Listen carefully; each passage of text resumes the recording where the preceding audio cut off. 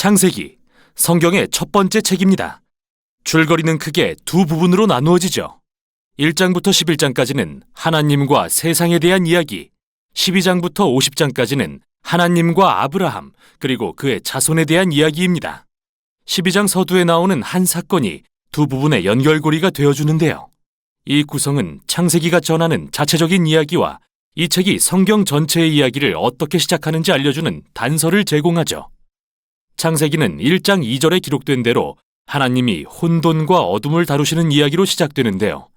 하나님은 이로부터 질서와 아름다움과 선함을 만들어내십니다. 생명이 번성할 수 있는 세상으로 말이죠. 하나님은 인간, 히브리어로 아담이라고 불리는 존재를 창조하십니다. 인간을 자신의 형상대로 만들고 그분의 세계에서 이에 맞는 역할과 목적을 갖게 하십니다. 인간은 하나님의 성품을 세상에 반영하기 위해 지어진 존재이고 하나님을 대신해서 창조 세계를 다스릴 권한을 받았습니다. 즉, 세상의 모든 잠재력을 활용하고 잘 돌보아 생명이 더욱더 번성하도록 할 임무를 맡은 것이죠. 하나님은 인간에게 복을 베푸십니다. 이게 바로 창세기의 핵심이죠. 하나님은 그들에게 한 동산을 주시고 그로부터 새로운 세상을 건설해 가게 하십니다. 즉, 인간에게 세상을 어떻게 지어나갈지 선택권을 주셨다는 것이 핵심인 거죠. 선악을 알게 하는 나무가 바로 이것을 의미하는데요. 여태까지 하나님은 선과 악을 직접 가르치고 정의해 주셨지만 이제 인간에게 존엄성과 선택의 자유를 주시는 겁니다. 과연 그들은 하나님이 정의하신 선악의 기준을 신뢰할까요? 자신들의 마음대로 선악을 정의할까요? 이 선택에는 정말 큰 위험이 따릅니다. 하나님을 거역한다는 것은 생명의 공급자를 배반하는 일이기에 결국 죽음을 맞이할 수밖에 없기 때문이죠. 생명나무가 바로 이것을 의미합니다. 3장에는 뱀이라는 불가사의한 동물이 등장하는데 하나님이 지으신 동물이라는 것 외에 별다른 소개가 없죠. 그러나 하나님께 반역한 피조물이라는 사실이 밝혀집니다.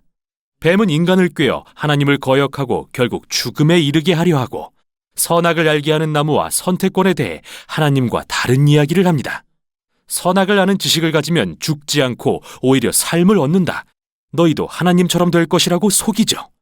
그러나 인간은 이미 하나님을 닮은 존재이기에 비극적 역설이 아닐 수 없습니다.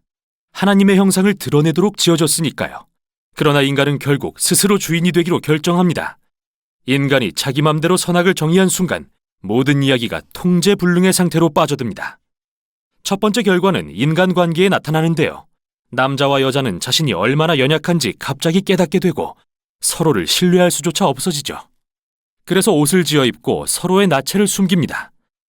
두 번째는 하나님과 인간 사이의 친밀감이 사라진 것입니다. 그들은 하나님의 낯을 피해 달려가 숨습니다. 하나님이 찾으시자 누가 먼저 하나님을 거역했는지 서로 탓하기 시작하죠. 바로 여기서 이 이야기는 멈추고 하나님은 뱀과 인간에게 그들의 행동이 어떤 끔찍한 결과를 가져올지 선포하십니다.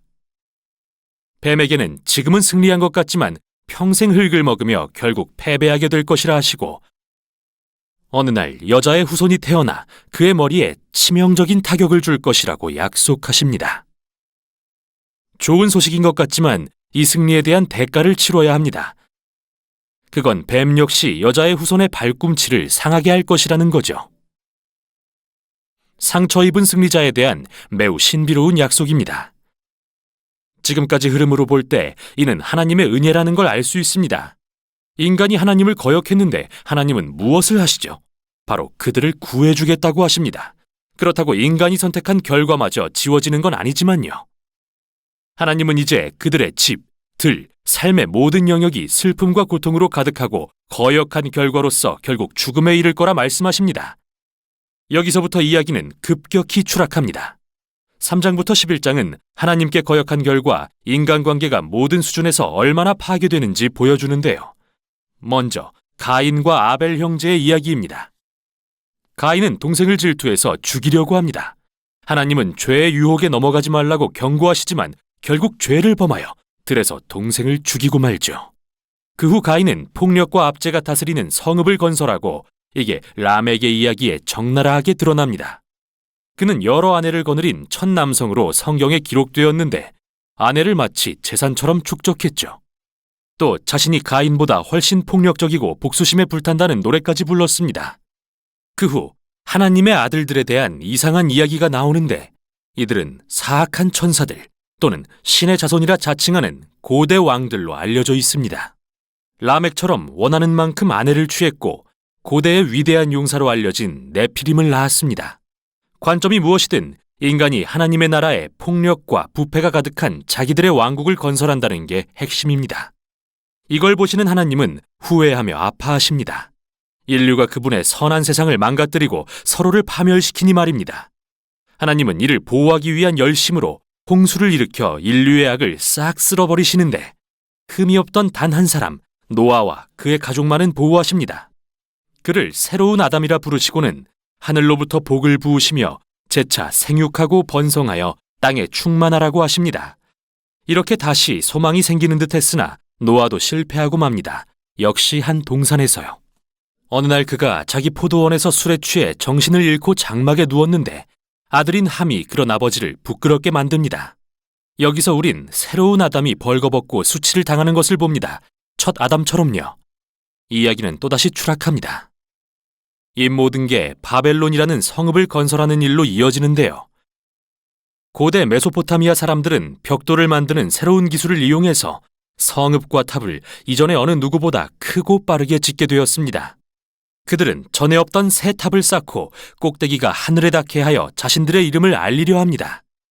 인간의 반역과 오만을 보여주는 장면이죠. 에덴 동산의 반역이 더 커진 것입니다. 하나님은 이들의 교만을 꺾고 온 지면에 흩어버리십니다. 지금까지 여러 이야기가 등장했는데 기본적으로 한 가지 공통점이 발견됩니다. 하나님은 인간에게 끊임없이 옳은 일을 할 기회를 주시지만 인간은 그걸 계속 망쳐버린다는 것이죠. 이 이야기들의 메시지는 우리가 선한 세상에 살지만 스스로 그것을 나쁘게 바꾸고 있다는 것과 선악을 마음대로 정의하기로 선택했다는 것입니다. 우리 모두가 세상에 깨어진 관계와 갈등, 폭력, 궁극적으로 죽음에 일조하고 있다는 말이죠. 그러나 소망은 있습니다. 하나님은 어느 날 여자의 후손, 상처 입은 승리자가 오셔서 악의 근원을 이길 거라 약속하셨습니다.